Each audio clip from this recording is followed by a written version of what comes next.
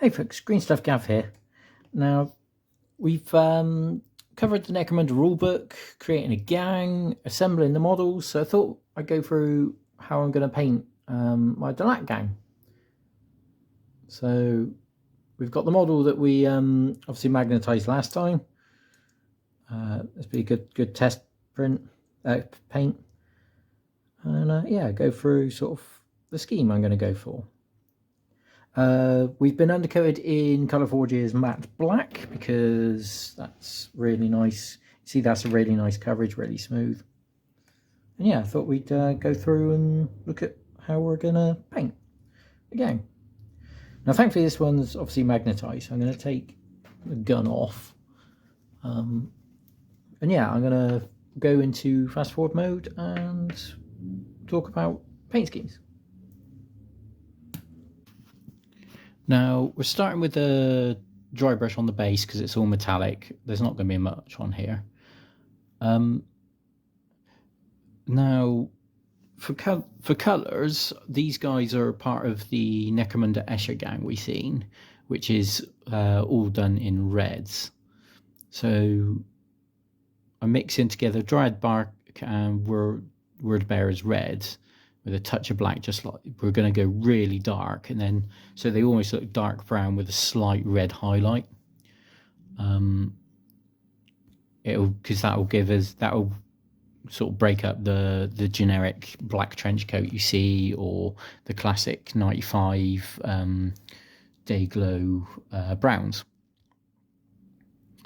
So we could get away with just doing black and brown, but by adding that touch of red into it, you can see where by adding a touch more red as the paint job's wet gives us our highlight, which will give that slight red tinge to it.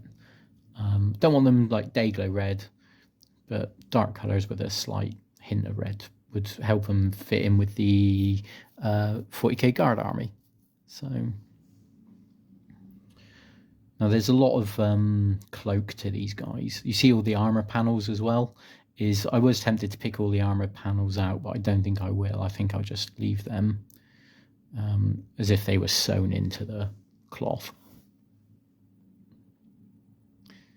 Now this is where we're lucky, having obviously the paint still wet on the palette and on the miniature means that we can just keep adding the next highlight colour and blend it in, because we're not doing edge highlighting, but that gives us a subtle gradient.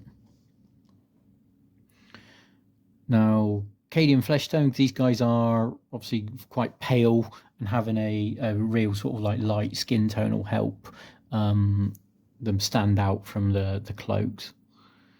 So this is Cadian straight over black, and we can see I'm giving it extra layers just because of the way that how translucent paint is, means that we can just continue to pick out the details, and that'll give us some blending because more pigment will go on.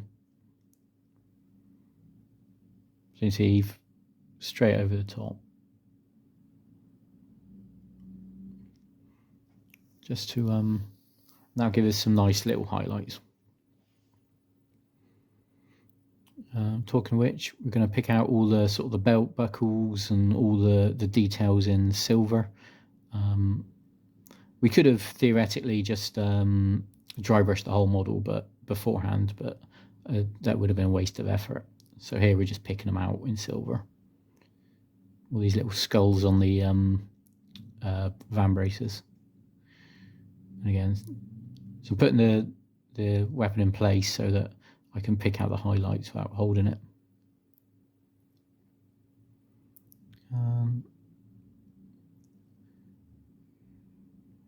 Tidy up the base rim and all of the straps.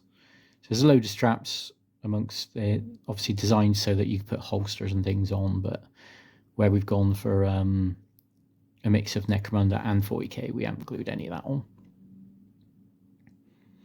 And a nice bright red, Memphis red. We're going to paint so I'm painting numbers on the front and names on the back, because as far as the opponent will see is they'll see operative 11, whereas we know this is Ghost. Because obviously this was the 11th member we put in the crew. It is as easy as that. There's the full crew. As always, thanks for watching and have fun.